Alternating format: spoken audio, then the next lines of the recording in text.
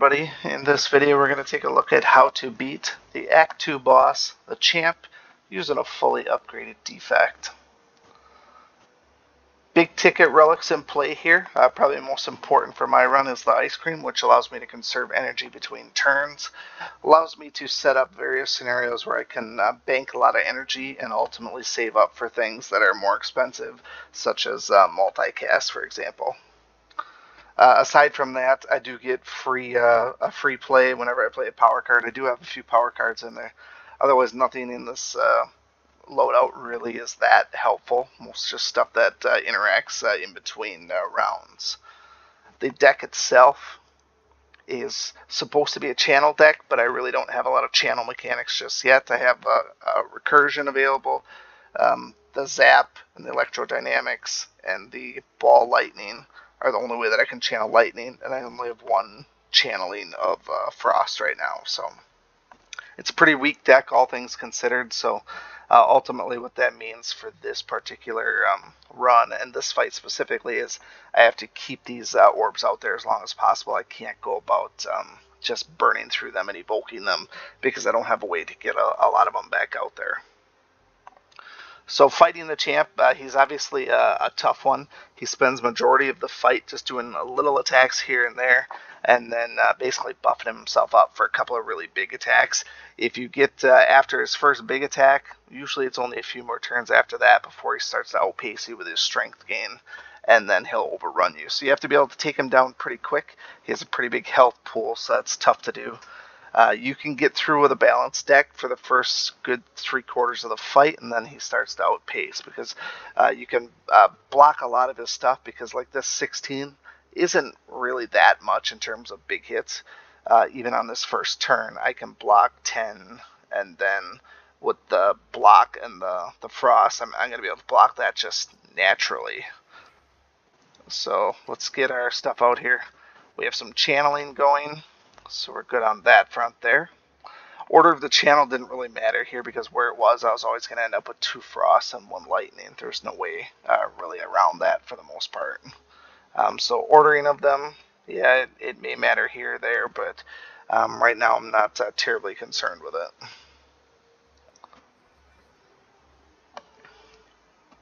So I got him totally blocked. That's good. Move on to turn 2. Order of play here does not look like it's going to matter. I do have evoking with recursion, and there's nothing that needs to be played in a specific order. So I can play everything because of the loop is going to give me a 0 cost. Everything's out there.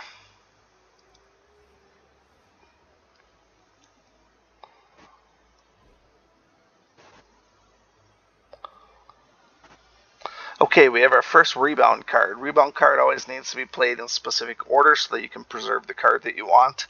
Defend and Strike are both weak cards. Melter removes block. If he decides to block, I'll want that for the next turn. Plus it deals 10 damage. So it's a good card. So we'll play Melter. And then just keep piling the attack on. Since he's not attacking me, I don't need to worry about block.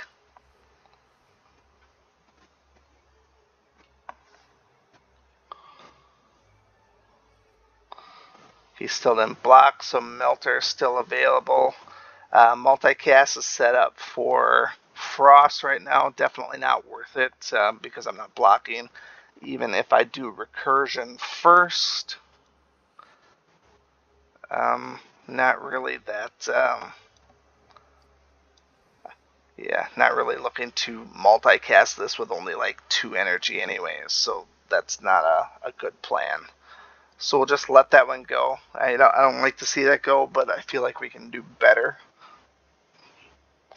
Because we certainly don't have much energy, and this fight goes for quite a while. Alright, so now we're looking at, still he's not attacking me, so I don't have to block, so order of this doesn't really matter. He doesn't have any defenses, so I don't have to worry about that. Get my channel out there, and just fire away. As far as dual casting goes, I want to get some damage on him now that I got a replacement orb out there. Because he's going to be doing his his channeling or his big attack coming up. I kind of feel like I want these to be in a good spot where I'm going to be able to utilize them for an evoke. So I just want to get those funneled down just a little bit. And that helps put a little bit more damage on him. Like I said, you have to put damage on him early and often. You can't hold back and hope to drag this one out and win by attrition. It just doesn't work that way. Okay, so what I think I'm going to do here is we're going to get our lightning back. The one that I evoked, I'm going to bring that one back. And then the rest is just charge battery, yes, for the energy next turn, and bullseye for the lock-on. He's got this stuff here, so it wouldn't have paid to try and do too much attack. He's going to absorb almost all of that anyways. But with the lock-on, at least it makes those a little bit more potent. Get a little bit of a ding on him, maybe like one hit, but at the very least I have two of my lightning back up. Alright, so this actually works out pretty well then. The only thing that we lose here is it's a bummer that auto shield, because I cycled these to the front, auto shields is no longer valid. So I'm kind of stuck here. So we'll put our electrodynamics on there to get some lightning out there. And then defend is free. And then turbo for the energy because it's going to carry over anyways. And then charge battery for the energy as well. So now we have 3 going into the next turn. That's how we're going to start saving up some stuff. Now, I'm not able to fully block him. That's okay. I have a lot of offensive power now, which is good. I do have to still focus on some defenses, but he's about halfway done. Ordering, I felt like I had this turn already. Recursion doesn't matter. Everything's lightning out there, so order of it does not matter whatsoever, except for I should have played bullseye first because of the lock-on. So I missed out just a little bit there. So that was the one mistake that I've made so far. Should have seen that coming.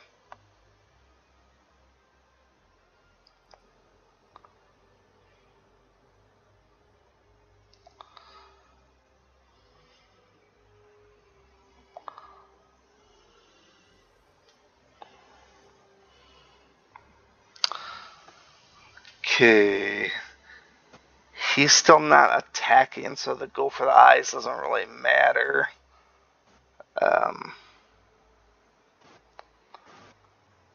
We're going to put rebound first, and then go for the eyes, so if he attacks next turn, I have that back in my arsenal. I can save myself some damage there. Defend, he's not attacking, so that's a wasted turn.